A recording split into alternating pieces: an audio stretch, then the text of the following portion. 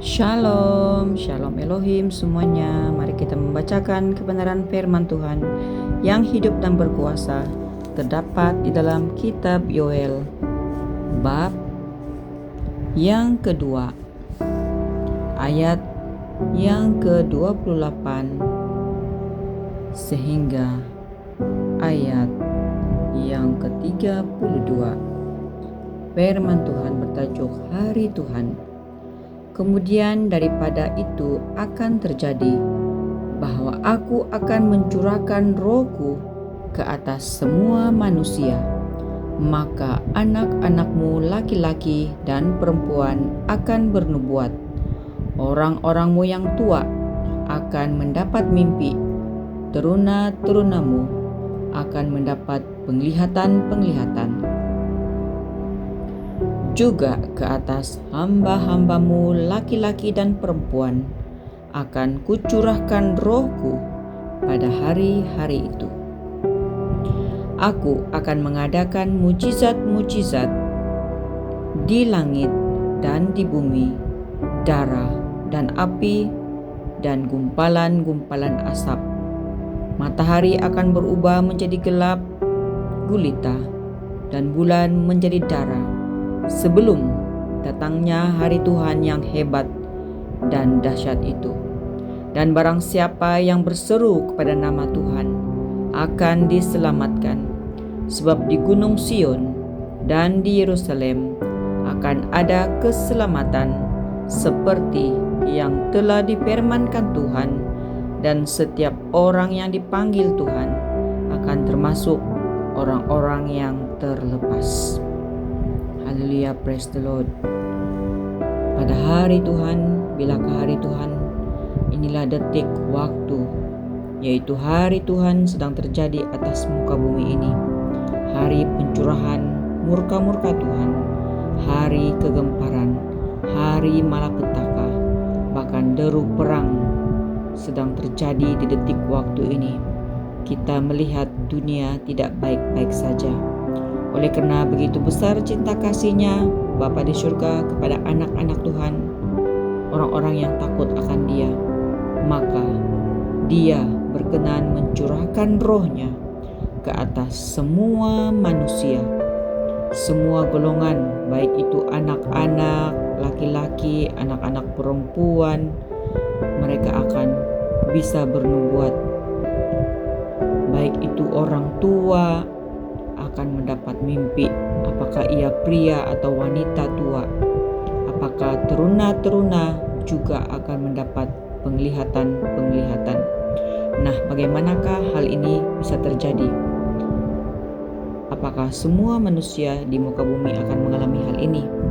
Mengapa ada golongan yang mengatakan, mereka itu punya banyak sekali mimpi dan penglihatan, dan semuanya mau diartikan, sedangkan tidak semua mimpi itu berasal daripada Tuhan. Ada yang mengatakan seperti demikian, dan mereka mengatakan mimpi itu hanya bunga-bunga tidur. Mimpi itu karena banyak kepikiran. Mimpi itu karena kecapean, keletih lesuan, karena banyak pekerjaan yang dilakukan sepanjang harinya. Nah, disinilah firman Tuhan akan tergenapi. Ketika roh Tuhan dicurahkan ke atas muka bumi ini, ke atas umat manusia, memang Ia mau mencurahkan roh-Nya kepada semua manusia. Tidak kira laki-laki, perempuan, tua, muda, kecil, besar, akan diberikan mimpi, penglihatan, nubuatan. Tetapi yang menentukan di sini adalah apakah mereka, roh kita, terkoneksi dengan roh Sang Ilahi. Maka kita dalam kehidupan keseharian kita selalu mengandalkan Tuhan, mengutamakan Tuhan, hidup dengan penuh kerendahan hati, menghidupi firman-Nya, menjadi pelaku-pelaku firman-Nya.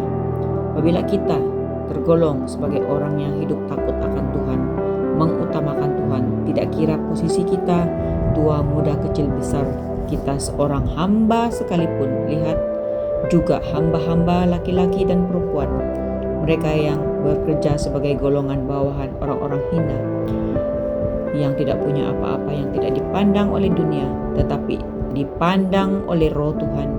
Tuhan mencurahkan rohnya juga kepada para hamba, orang-orang yang digelar sebagai kulit-kulit yang tidak punya apa-apa, tetapi amat berharga jiwanya, rohnya di mata Sang Pencipta. Apabila kita hidup bergaul dengan Tuhan, maka kita akan mendapat mimpi-mimpi dan penglihatan, bahkan nubuatan. Karena firman Tuhan mengatakan, setiap orang yang dipanggil Tuhan akan termasuk orang-orang yang terlepas. Nah, orang-orang ramai yang dipanggil Tuhan, tetapi tidak semua yang terpilih. Karena apa? Ada ramai juga yang diberikan mimpi dan penglihatan, tapi mereka mencueknya, mereka menolaknya, mereka menghinanya, mereka menyepelekannya dan tidak mau percaya. Bahkan yang lebih menyedihkan, kita melihat fenomena di saat akhir ini.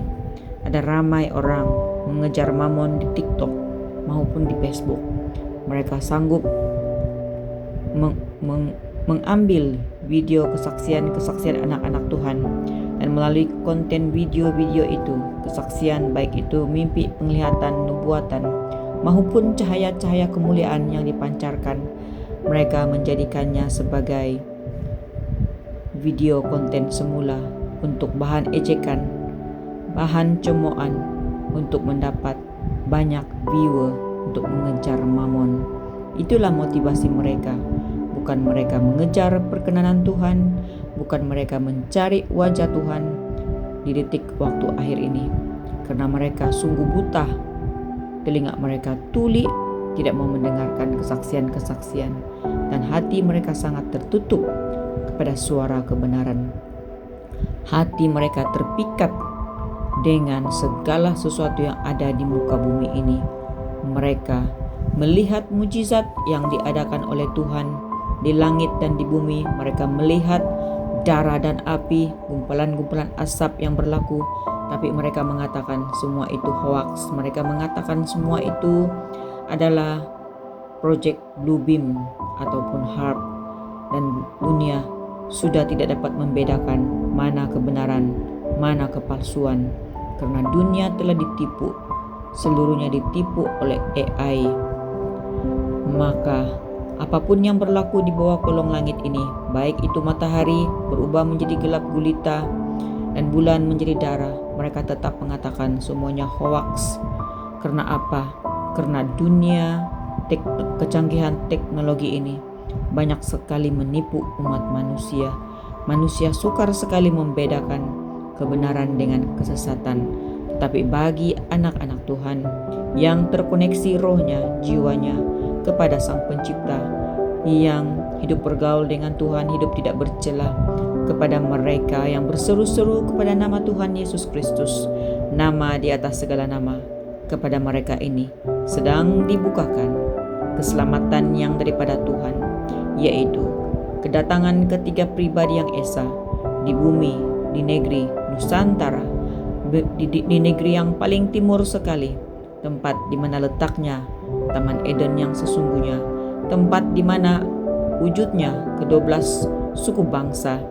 Dan di Gunung Sion, bukanlah Israel Timur Tengah, tetapi di Gunung Sion, di Yerusalem akan ada keselamatan merujuk kepada Indonesia yang adalah Israel yang sesungguhnya. Benderanya sahaja menunjukkan merah dan putih, melambangkan kepada darah Yesus, darah penebusan, menyelamatkan umat manusia. Putih, kerajaan Tuhan telah turun ke atas bumi Indonesia, di Nusantara, berkumandang salam Nusantara, damai sejahtera buat Nusantara yang adalah Israel, Yerusalem yang sesungguhnya. Keselamatan sedang ditebarkan di detik waktu akhir ini, daripada negara ini, daripada gugusan ini, kepulauan ini. Terjadi banyak sekali mimpi-mimpi, penglihatan dan nubuatan untuk menyelamatkan umat manusia di tanah masuk ke kerajaan 1000 tahun damai. Haleluya, praise the Lord. Diberkatilah yang mendengar pembacaan firman Tuhan pada saat ini. Tuhan memberkati kita semua. Amin.